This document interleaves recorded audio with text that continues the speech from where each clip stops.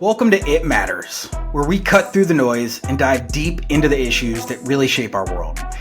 This isn't just another political podcast. This is where we call out the lies, expose the corruption, and challenge the status quo. Whether it's dissecting the latest political circus or spotlighting the real heroes fighting for justice, we're here to give you the unfiltered truth. So buckle up. It's time to get real, get informed, and get ready to be honest. This is It Matters. All right, we got a pretty cool guest for today. Founder, editor of Mediaite, Mr. Colby Hall. How are you? Good, Michael. How are you doing, dude? Pretty good, man. Pretty good. How much has covering Trump just kind of like made you age over the last, 8 or so years? It's funny. Like, it's a dual-edged sword because it's nonstop, right? Yeah. And because of my job, I need to, I have to have Truth Social alerts on. I have to sort of track what's being said and but I will tell you that it's never not interesting. And, sort of Mediaite serves to, for better and worse, answer the question, what have I missed? Yeah. And so we kind of jump on stuff pretty quickly. And, I think there's criticism to maybe we're a little disposable and we sort of cover stuff that isn't necessarily news value, but I think we responsibly frame it well.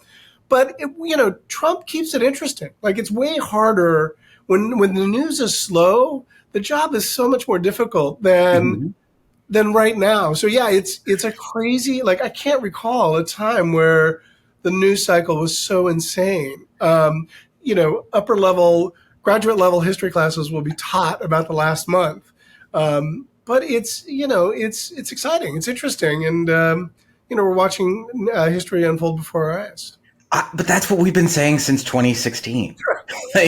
Every day has been watching history unfold. At what point do people just get numb to it? I keep expecting that there will just be this kind of turning off of people paying attention to the news. But we still have arenas being packed out. We still have wall-to-wall coverage. Now it's on the Democratic side. Well, right. And I think, honestly, to answer your question, I think that time is right now. And I think it was you that said this on the panel that we shared on News Nation recently, where you just said, America has grown tired of Trump's shtick. And I think that that's really astute. And it's something that Dan Abrams and I talked about recently over dinner. And I think that's out there. Every stand-up comedian that has success, every entertainer has to refresh not just their material, but their act. Yeah. And Trump is an entertainer. He's an insult comedian. And his shtick has gotten tired. And I think that, so to answer your question, I think that's what makes it so interesting right now. And, whatever, I could be wrong. I certainly have been wrong before. And we've been, the walls have been closing in on Trump forever. But it does feel like his superpowers of changing the conversation and attacking his opponents in a way that's effective, he's lost his mojo. It just it's not working. I think he's been defanged. It reminds me a lot of a bully on a playground who has been bullying people all school year and everybody's afraid of him. And that one kid walks up and manages to make fun of him. Right. For the one thing that he has no defense for. And after that, it all comes tumbling down. And that's kind of the weird attack. It actually kind of worked. As simple as it is, it changed from him being this scary, authoritarian, Hitler-esque person to now he just feels like an old guy yelling from the side of the road. Absolutely. And by the way, there may never have been in the history of cable news hits a more influential cable news hit than that moment Tim Waltz was on, I think, Ari Melber, MSNBC. Yeah. And he just said they're weird and creepy. And it's really, what's interesting to me is it's not just, I think you're spot on, but it's not just Trump. Suddenly, in that really simple, weird, creepy frame, every MAGA enthusiast any political enthusiast is sort of weird. Any enthusiast is but the MAGA set in particular, so suddenly, you see, people that are, waiting in line in 95-degree weather wearing crazy, they're weird and and like you look at old footage of like Democratic National Conventions and like the Macarena thing. And that's weird too. Yeah. But like no one sort of spoke truth to power quite as effectively as Tim Walz. And yeah, and it's interesting. Like Trump did that press conference at Mar-a-Lago that was bonkers, crazy. Mm-hmm.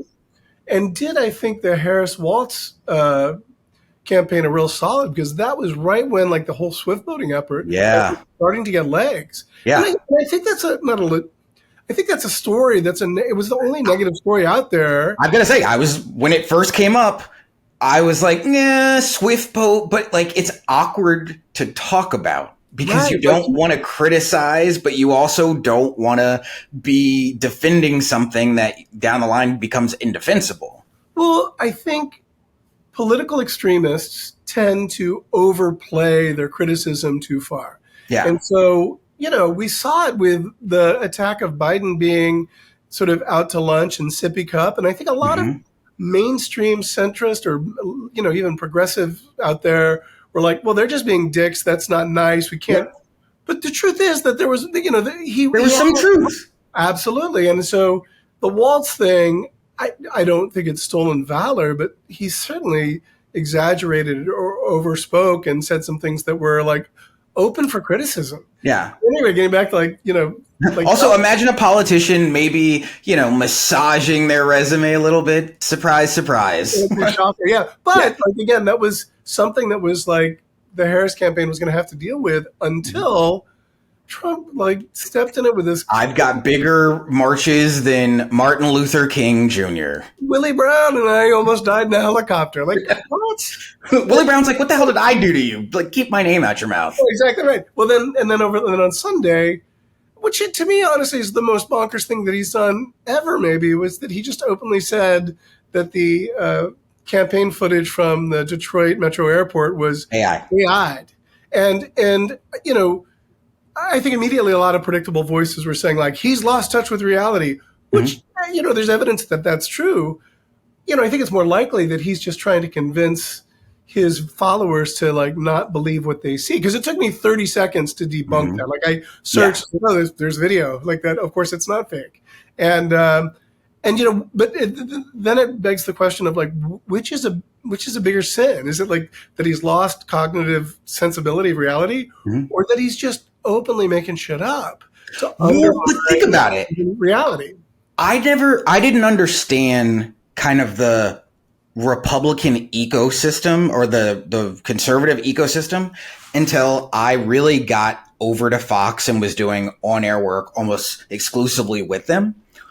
And there really is a world where you can, if you close everything off, you can believe that AI crowds are generated and that lizard people are like coming for you and that Comet Pizza is trafficking children. Like a legit story. I mean, when you hear it, I remember when I first started doing on air work, I was like one of the Democrats at Fox, as you know, and like it was weird hearing all the time about the immigrant crisis, the caravans, the crime stuff, and I was like, wait, where are they hearing this from? Like I was like, did I miss something? And the coverage was just so different. So like I kind of now get how Trump can like make these weird statements that if you're just a normal person who doesn't understand what's going on over there, you could be like, what the hell is he doing? But it kind of makes sense. I mean, you're absolutely right. And I've thought about this on a couple of levels, but I don't think it's just exclusively to Fox News. I think it's partisan media in general. And it first came to mind when I was listening to Jen Palmieri. She was doing a podcast with David Remnick of The New Yorker. And, she's a really smart, respected person. She was part of the Obama team communications, and then she helped run Hillary's campaign. And in that interview, she sort of spoke at length about how, Kamala Harris, will fall prey to the same sort of identity attacks that Hillary did. And it occurred to me, and then MSNBC is not afraid to say that. And the truth is, I think that side of partisan, that would hurt Kamala because she's running sort of as a centrist, as almost a Rockefeller Republican.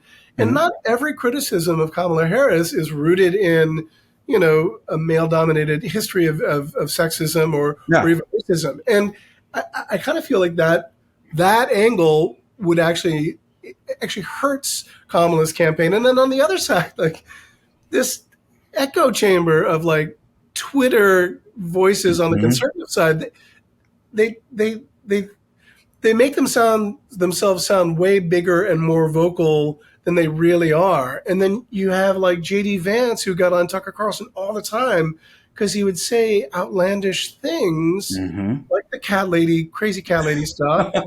And it appealed to Tucker Carlson and that extremist sort of side.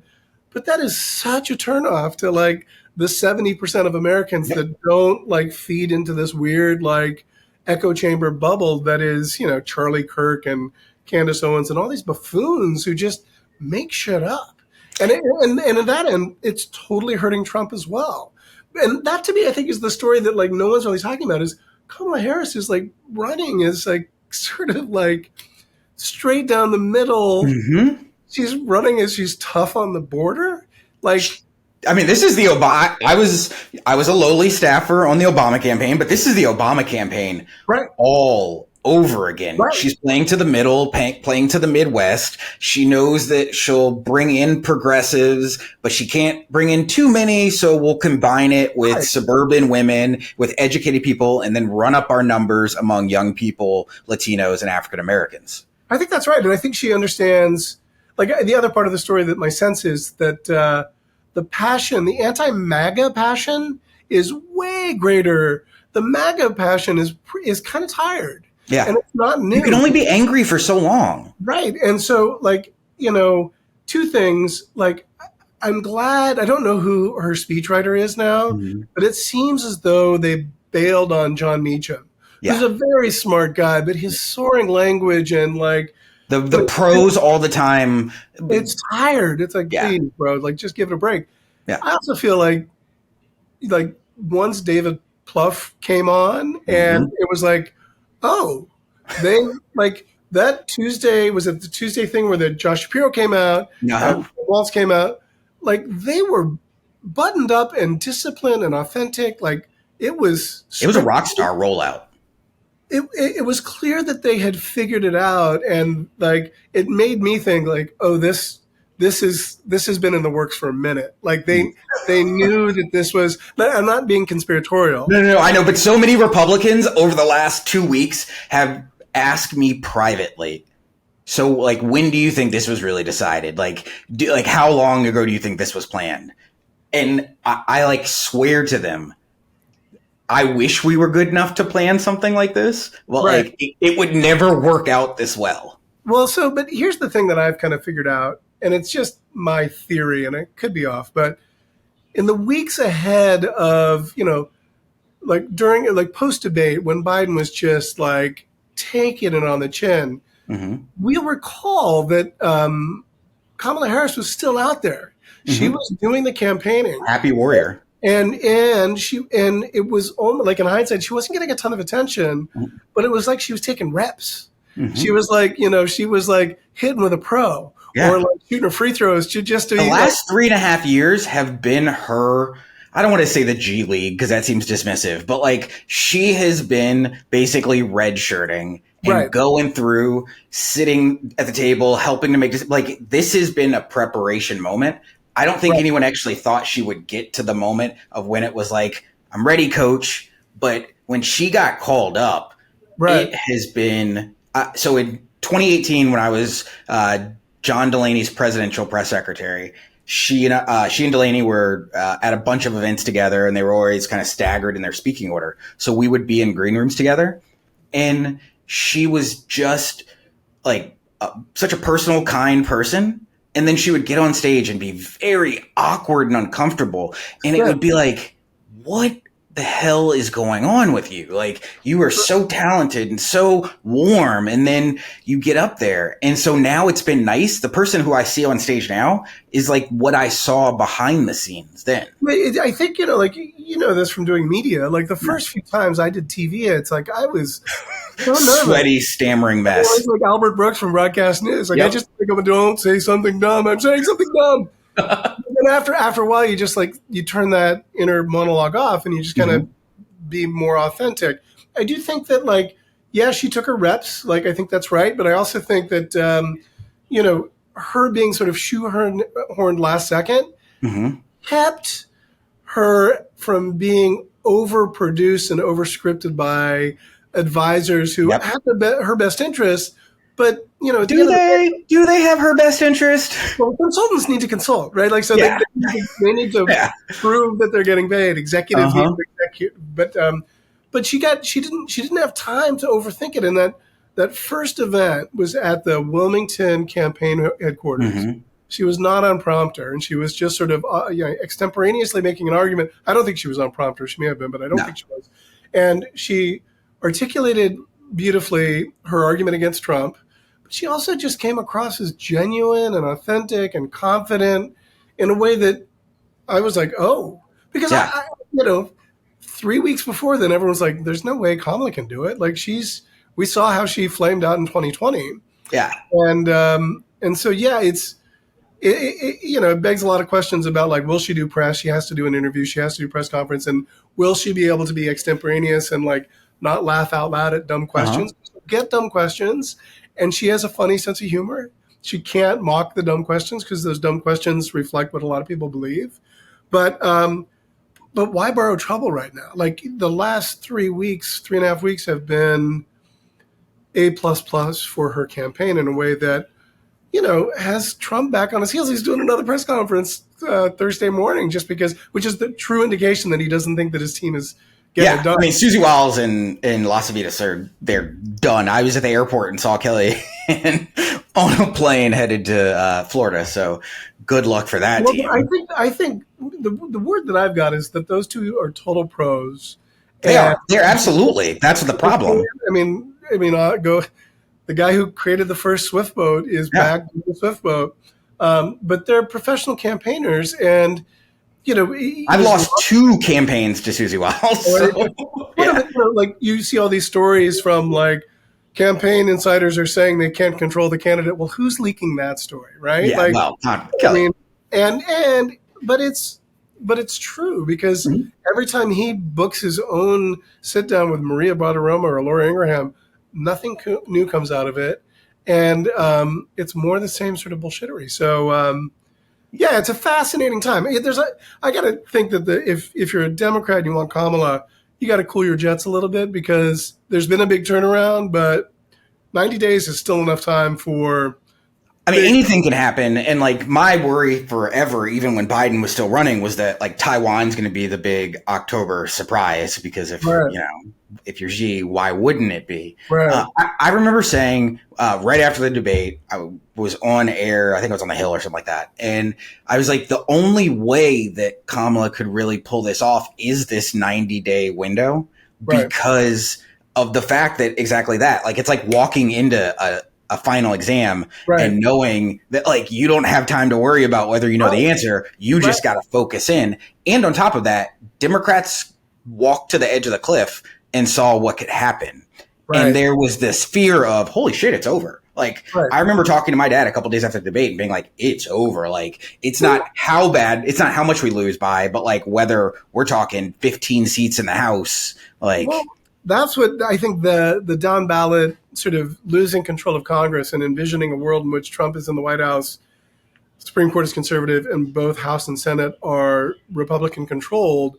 That I think was a real concern. And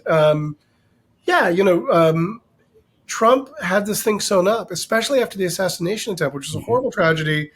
If he was able to pivot to sort of a magnanimous, sort of unifying message, he would have won this thing in a landslide. He would have. The irony is that he loves to tell the parable of the snake and the frog or whatever, and the snake is he's the snake. You knew who I was. You knew who I was, and that's exactly. He's like, nah, you want me to be nice, and he's like, can't do it. I was on with Erin Perrine, who was DeSantis's Never Back Down comms director. And she was saying right before Trump's speech, he's changed. I think he's seen the light. And we kind of like laughed at each other. And then I said to her, the reason that I know that this election is really kind of going to get crazy if Kamala comes in is because I know Trump can't help himself but to attack her in a racially tinged way. Right. That will be the first thing he does. Right. I know he can't help himself. Right. And the thing that I knew would happen as a black person, a lot of, I think, Kamala's lack of support had to do with we didn't think white people would support her. And it was like Obama. We're not going to come in for the person. We're very pragmatic when it comes to who we throw our support behind. Right. And so I knew that once she was the nominee and there was no other option and Trump attacked her on his race, African-American people were going to just avalanche support behind her. And all we needed was that one moment where he said something and we were just going to lockstep. Like my mother, my grandmother, my aunt didn't like her during the primary. Now we're all on board and have donated. Right. It is. Why can't they help themselves?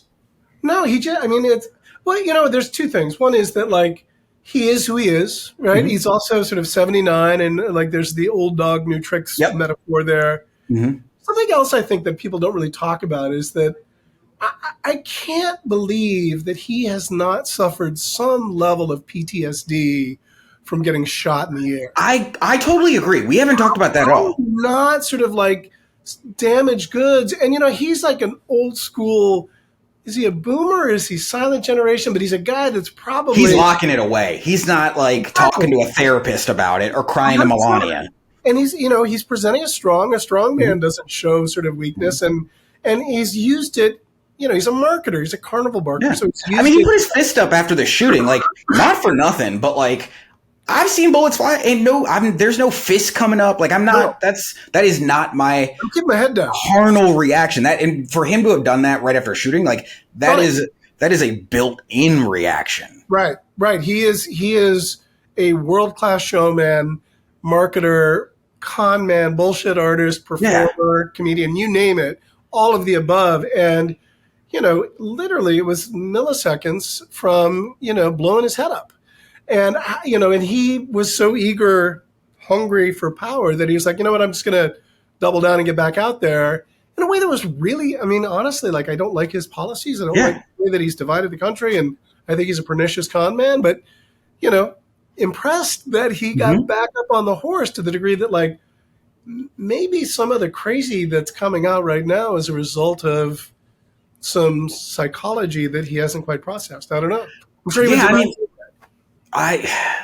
my big worry about Trump hasn't ever been Trump per se. I think he's crazy and I think he could have really, had he been more disciplined, been at the unwinding of who we are as a country.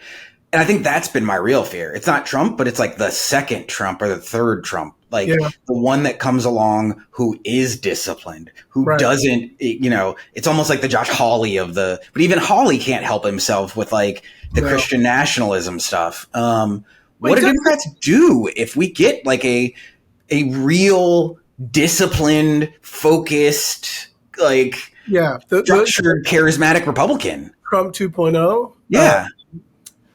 It's a great question. Because it does feel, and I'm going to like knock wood, but it does feel like that extremist end is starting to finally be pushed over back to the margins. Like that always existed, right? For sure. It was like 5 or 10% that like we kind of mocked and didn't really get any, and that sort of bubbled up to like 20, 25, 28%, let's say.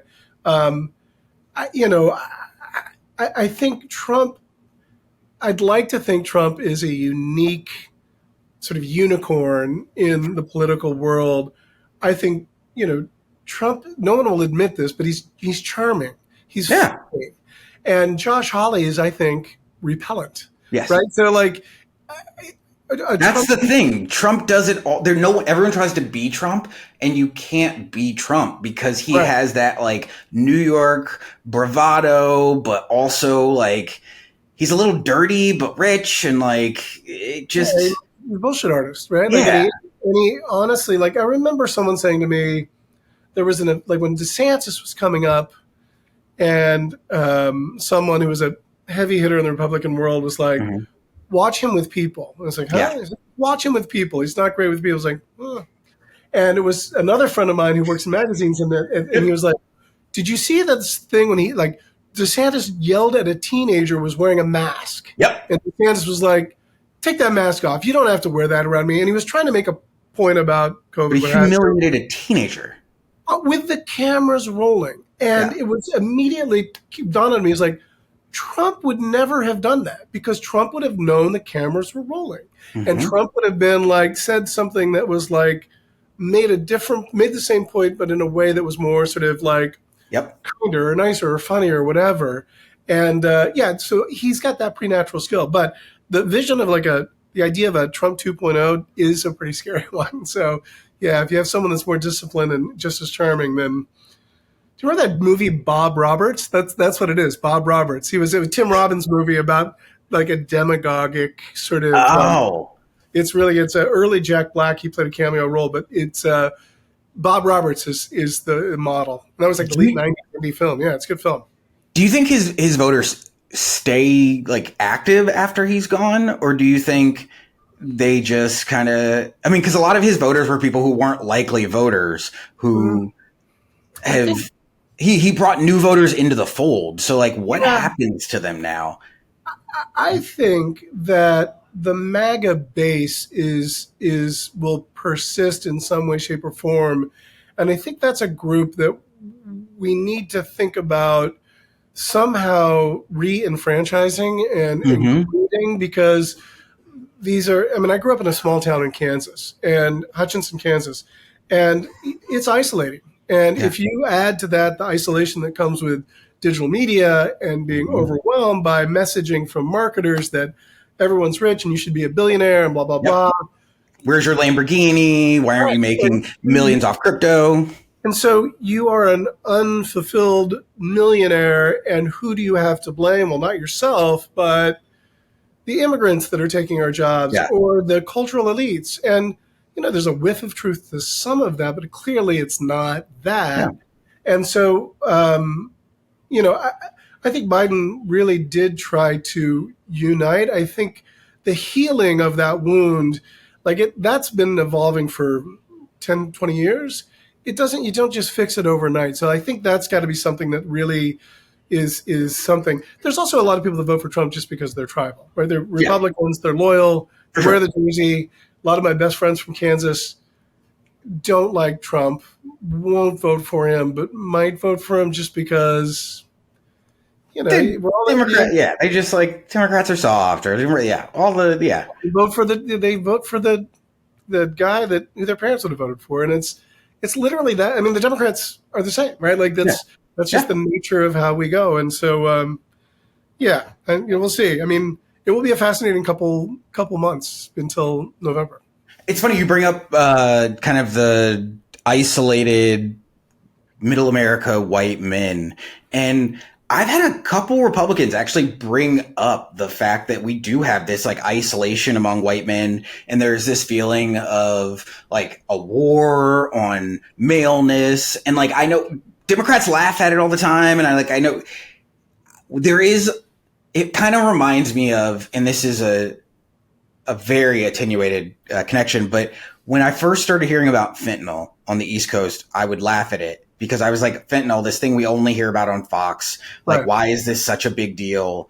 And then as it made its way across the country and I moved to LA and was kind of going all around, I started to see that like fentanyl was this really serious thing that we needed to be focusing on. But because it was on Fox, I just dismissed it. And I think Democrats, I think you're right. Democrats need to be really careful with kind of this young white male demographic that we've gotten into this habit of like mocking as, this like super hyper masculine, toxic masculinity. Like there is truth to it, but it also, just because it's truth to it doesn't mean we shouldn't ignore it. And like we ignored it at our own peril, I think is what basically I'm getting at. I think that's exactly right. And I think, the pendulum doesn't just stop in the middle, right? And so we've lived in a male-dominated, sexist and racist country for a long time. Mm-hmm. And it's never as good as it's been, and it's probably not as bad as it's been. But, I have two boys, go to school in Brooklyn, and, they are fluent on DEI stuff. They can run circles around me in a way that I love. Like my son, when he was in 8th grade, came back from school and just like lamented. He was like, "Man, it just sucks being a white cisgendered male. We get blamed for everything." And part of me was like, "Yeah." But like, I love that he, as an 8th grade kid, knew what a white cisgendered male was, and that was part of the conversation. And he was angry because there was a girl that wore "the future is female." It's like that's not fair. It should be "the future is equal." Yeah. And it was his mom that had to say, "Well, look, dude, like." There's reason and context. I couldn't cash a check in the late 70s unless my father co-signed. Like, and so they didn't teach him the history of like the Equal Rights Amendment or how much we've come in such a long way. They just sort of the net effect. Glenn Youngkin got elected in 2021 on one simple platform: is the fear of a woke planet. And I think that the pendulum of like teaching that stuff is starting to come back. And it's easy for a white man to say like, "Oh, it's not that big of a deal." It is a big deal. It is. There needs to be more of a nuance in the way that we teach our kids these things. And it does seem that,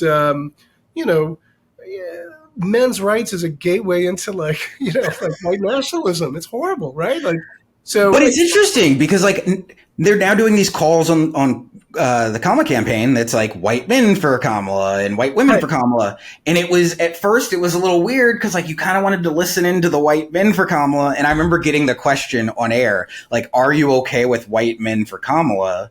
Would you be okay with white men for Trump?" And I was like, well, I mean, it depends on what they're doing at that white men for Kamala meeting. Like, if they're all passing around bonbons and hanging out, cool. If they're burning tiki torches and marching on, towns, then it's different. Like, it's contextual. It's the spirit of the endeavor rather than the letter of the endeavor. And I think it was Jessica Tarloff said on Fox News. They're like, it was fantastic. Tarloff is a gem in. And she's a star, and they love her and they respect her. They're like, "What about white dudes for Trump? What about that?" She was like, "That was the RNC." That's exactly. Yeah. It's kind of a dig, but I think I don't know, like maybe you're having it both ways. Maybe I'm having it both ways, but it does seem like the spirit, the sensibility of it sort of reveals how healthy it is, and I think white dudes in support of a African American or Jamaican Indian woman as candidate is very different than tiki torch marches in Charlottesville. And it's not comparable by any stretch. How do you think the media covers the next 80 days? Because undoubtedly things are going to happen. We've already seen the hack, and organizations try to deal with like whether they put out that information. They've got to figure out what's real. Like, as a journalist organization, like how does the media cover it in a way that is fair, but also doesn't do like this bullshit both sidesism kind of thing? I think there's a confusion that being neutral means you have to show that each side does. I think the truth is good journalists like explore the truth. And so, for example, when Trump said that he wasn't going to do the ABC News thing, my headline was he backed out of a debate with Kamala on ABC, and I got so much hell from Republicans. No, he didn't even have a debate with Biden. It's like, no, actually, the rules stipulated that it was the nominee, not Biden. The names were mentioned. I think the way that there's no real playlist. I mean, we're in a brave new world where people are trying to figure out the future in real time between AI and all this stuff and this sort of like rush to get things up first because whatever. Yeah. I think the way that these stories are framed is almost as important as how they're reported. And that is to say that like this is what was really at issue. And there's I think it's tough break for the Democrats, but I think the news organizations that got the Oppo research leak from the Iranian hack, I think they did the right thing. Like, yeah, we learned I do too. I think 8 years later, I mean, WikiLeaks wasn't sort of a shell or operation for like Russian intel that we now know it to be. And I think they did the right thing. And ironically, Trump like hates the fake news media, but they did him a real solid there.